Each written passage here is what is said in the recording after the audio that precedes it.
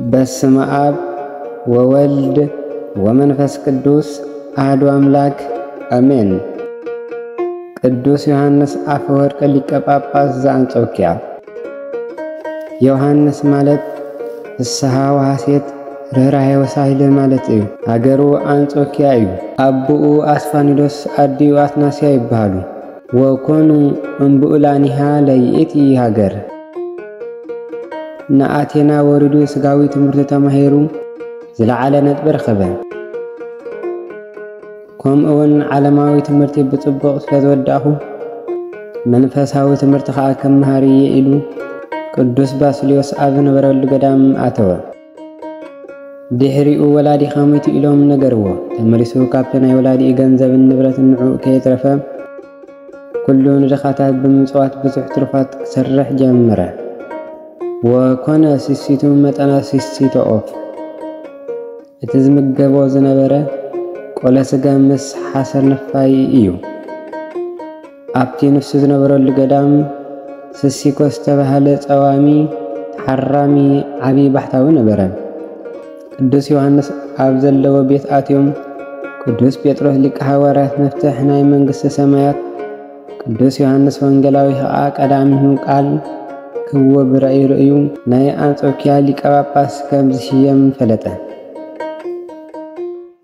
ቅዱስ ዮሐንስ አፈወርቅ እንትኾነውን ብወገን ይፈልጥ ነበረ። ካብ መዓልታት ሓደ መዓልቲ ለይቲ እናጸለየ እንከሎ መልአክ ተራእዮ ደንጊጹ ከዓ ወደቐ። ካብ እግዚኣብሔር ተኣዚዘ ክትገብሮ ዝግብአካ ክነግረካ እየ መጽእ በሎ። እቲ ናይ አንጾኪያ ሊቀ ጳጳሳት ዝበለካ ከይተዓቢ ዝበለካ ኩሉ ሕራይ በሎ በሎ። ንጽባሒቱ እቲ ናይ አንጾኪያ ሊቀ ጳጳሳት ማዕርገ ክህነት ተቐበል ይብሎ እሞ ቅዱስ ዮሐንስ ከዓ ኣበየ። ብግዲ ከዓ ሸሙ። ድሕሪኡ እቲ ናይ ቁስጥንጥንያ ሊቀ ጳጳሳት ምስ ሞተ ኣብ ቁስጥንጥንያ ሊቀ ጳጳሳት ተሸመ። ንሱ ተሸም እንከሎ አርቃድዮስ ንጉስ ፈታዊ እዩ ነይሩ። እናኸደ ይሓቶ ነይሩ። ንቅዱስ ዮሐንስ ክረኽቦ እንከሎ እቲ ዝሓስቦ ይጠፍኦ። ምስ ተፈለየ ይዝክሮ። ካብ መዓልታት ሓደ መዓልቲ ምስ ተረኽቡ ሕቶ ነይርኒ ንዕኻ ክረኽበካ እንከለኹ ይጠፍኣኒ። ካባኻ ምስ ተፈለኹ ከዓ ዝዝክረ ሕቶ ወንጌላዊ ቅዱስ ማቴዎስ ኣብ መበል ምዕራፍ 1 ወኢያእመራ እስከ አመ ወለደት ወልደ ዘበኩራ ኣእመርወን እደው ለኣንስ ከም ዝብሎም ድሕሪ ወዲ ምውላዳስ ተረኺብዋ ድዩ ኢሎ ሓተቶ። ቅዱስ ዮሐንስ ከመዝ ይትበል ኦ ንጉስ። ትርጉሙ ከምኡ ኣይኮነን። ንጎይታ ጠኒሳ እንከላ ብዙሕ ሕብሪ ትንቢት ዝንገረላ ብዙሕ ሕብሪ ኣምሳል ዝተመሰለሉ ጎይታ ከም ጠነሰት ንምርዳእ መልክዓ እናተለዋወጠ ይረአዮ ነይሩ። ንጎይታ ካብ እትወልድ ንድሓር ግን ብሓደ ሕብሪ መልክዕ ኣላሊዋ ፈሊጥዋ ማለት እዩ ኢሉ ተርጎመሉ።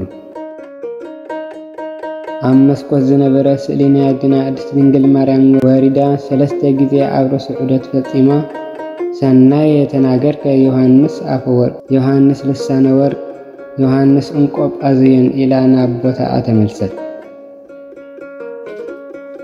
ሽዑ እቲ ንጉስ ንመዘከርትኣ ካብቲ ፀረየ ወርቂ ኣብ ንፉዕ ዓንጠረ 2 ልሳናት ኣስሪሑ ሓደ ንንጉስ ሓደ ኣብ ጥቓእታ ስእሊ ኣቐመጠ። ሰበይቲ ንጉስ ኣውዶክስያ ትበሃል። ወላዲ ወልዱ እሞ እናመቶም ብዙሕ ግዜ ምስ ኮነ ስለምንታይ እዮም ዝሞቱና ኢሎም እንተሓተቱ እቶም ተሓተቱ ሰባት በቑዑ ካህን ስለ ዘየጠመቖም እዮም ዝሞቱ ዘለዉ በልዎም። እሞ ዓብ ሰብ ደኣዮ ዮሐንስ አፈወርቅ ዘይነጽውዕ ብምባል ከጥምቐሎም ጸውዕዎ። ኣብ መንገዲ ነታ ዝተወልደት ጓል ከጥምቓ እናኸደ ንዓዓ ክቐትን ዝመጸ መልኣክ ኣብ መንገዲ ረኽቦ። ናበይ ደኣልካ ኢሉ ምስ ሓተቶ ነዛ ጓል ንጉስ አርቃድስ ነፍሳ ካብ ስጋ ክፈልእ እየ ብእግዚአብሔር ተኣዚዘ በሎ። በብ ጥምቀት ክርስትና የተቐበለትን እሙ ሓንሳብ ጽናሕ በሎ። በዚ ምኽንያት ን10 ዓመታት ዝኣክል ጠጠው በለ። ማለት ቅዱስ ዮሐንስ ኣጥሚቕዋ ናይ ካህናት ማዕርግ ክሳብ ክንደይ ኣገዳሲ ምዃኑ ንምርዳእ ንሱ ከይሓሰበ ብኻልእ መንገዲ ገይሩ ናብ ቦትኡ ተመሊሱ። እቲ ተጠመቃ ጓል 10 ዓመት ምስ ኮነት ንኣካል መጠን ምስ በጽሕት መርዓ ኢሎም ሊእኸሙሉ በታ ናይ ቀደም ቀዳመይቲ መንገዱ እንተመጠ ጠጠው ኢሉ ጸንሖ። ይህ ደኣ እንተበሎ ሓንሳብ ጽንሕዶ ኣይበልካንን በሎ እሞ ወጊዘካ ድየ ዘይ ሓንሳብ ክሳብ ዘጥምቃ እዩ ዝበልኩኻ እንተበሎ ናይ ካህናት ቃል ኣዝዩ ክቡር ስለ ዝኾነ ንቓልካ ክትሕስቦ ኣይፈተንኩን በሎ። በል በዲለ እየ ፊት ዝተኣዘዝካ ይፈጽም በሎ። ከይዱ ከምቲ ዝተኣዘዘ ነታ ህፃን ነፍሳ ካብ ስጋኣ ፈልዩ ሒዝዋ ኸደ። ቅዱስ ዮሃንስ እንተኸደ ወዮ ጓል ሞይታ ወለዳን ቤተሰባን ክበኽዩ ጸንሕዎ። ዕደጉ ንሳስ ካብ ጸቢብ ኣብ ጸልማትና ብርሃን ከይዳ እምበር ናብ ክፉእ ኣይከደትን። ካብ ሕጂ ክጸንሕ ዝኸኣለትን ብኸምዚ ዝኣመሰለ ምኽንያት እዩ እምበር ቅድሚ 10 ዓመት እዩ ተኣዝዩ ነይሩ ኢሉ ኣጸናንዑ። ኣውዶክስያ ገፋኢተ ነዳይ ይብላ።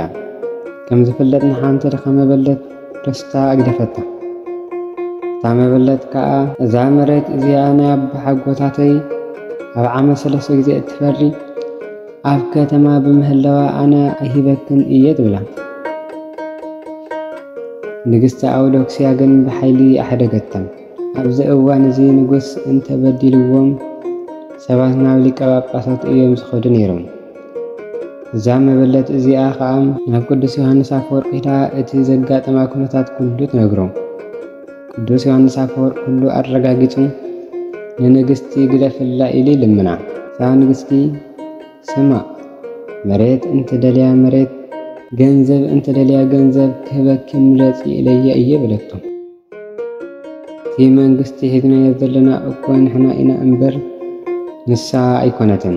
ንሱ ከዓ በሊ ርስቲ ምድሪ ኣግዲፍኪ ርስቲ መንግስቲ ሰማይ ክትወርሲ ኣይትኽእልን ኢኺ ኢሉ ካብ ማሕበረ ምእመናን ፈለያ ማለት ኣወገዛ። ሽዑ ናብ ቅዱስ ኤጲፋንዮስ ስምዕታ ተለእኽ። ቅዱስ ዮሃንስ አፈወርቅ ብነብርነቶም ፍልይዎም ዝነበረ ኤጲስቆጶሳት ነበሩ። ንንጉስ ንንግስቲ ክጸርፍ ዘይዓርፍ እስከ ፍረዱ ትብሎም። እዚ ከምዚ ዝኣመሰለ ክእሰር ይረኣየና ኢሎም ፍረዱ። ደሴት ኣጽራክያ ተኣሲሩ ኣብኡ ኣብ መሃዩር ሞተ። ቅዱስ ዮሃንስ አፈወርቅ ምስ ሞተ ሕማቕ ሕማም ተታሒዛ ናብ ኩሎም ይፍውሱ እዮም ዝተባሃሉ ሓኻይም ከደት። ንግስቲ ብምዃና ዘለዋ ገንዘብ እኳ እንተኣውፅአት ክትሓዊ ኣይከኣለትን። ድሓር ግን ሰባት ብዝሓበርዋ ናብ መቓብር ብምኻድ ተማሕፀነት እሞ ካብ ዝነበረ ሕማም ብጸበል ናይ ቅዱስ ዮሃንስ አፈወርቅ ተፈወሰት። አፈወርቅ ዘበሎ ተኣምራት። ካብ መዓልታት ሓደ መዓልቲ ኣብ ቁስጥንጥንያ ምእመናን ተቐዲሱ ስጉእን ደምን ክቕበሉ እንከለዉ ቁራ ናይ ፀሓይ ብሃንደበት ናብ ሓንቲ ሰበይቲ ኣንጸባረቐ። ናይቲ ቦታ ኤጲስቆጶስ ንስጥሮስ እዩ ነይሩ። ጸዊዕ ነታ ጓል እንታይ ዝበደልክዮ ኣለኪ በላ። ንሳ ኣነ ካብ ፍቕሪ ቤተክርስቲያን ስለዓለ ደኣ ናይ ንጽህናይ ጊዜ ከይኣኸለ ቤተክርስቲያን ኣትየ እምበር ካልእ ካብ ኩሉ ሰብ ዝተፈለየ በደል ዝፈጸምኮስ ይብለይም በለቶ። ንስጥሮስ ብልቡ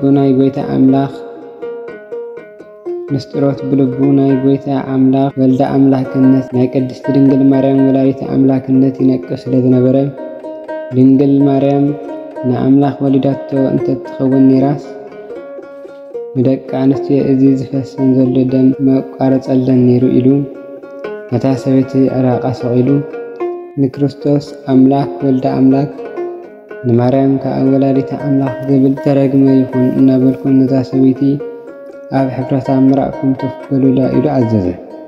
ኩሎም እቶም ኣብ ትሕቲኡ ዝነበሩ ህዝቢ ከምቲ ዝበሎም ከከይዶም ምራቆም ትፍበሉላ።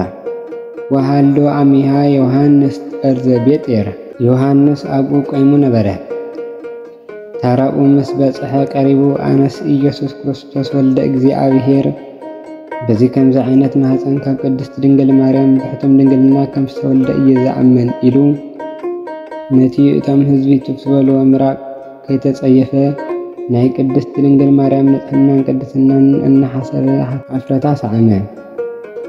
ምስ ሰዓማ ኣብ ከንፈሩ ከም ወርቂ ዘንጸባረቕ ነገር ተረኣየ። ኣብ ቤተ ክርስቲያን ዝነበረ ስእለ ማርያም ንምእመናን ትምህርቱ ከም መዓር ዝጠዓም ንሓድያን መናፍቃን ግዘቱ ከም ኩናት ዝተሳሓለ ብሓቂ አፈወርቅ ልሳነ ወርቅ የላብና ይሰብ ድምፅ መስከረት ጸሎቱን በረከቱን መስኮለና ህዝበ ክርስቲያን ይሁን አሜን።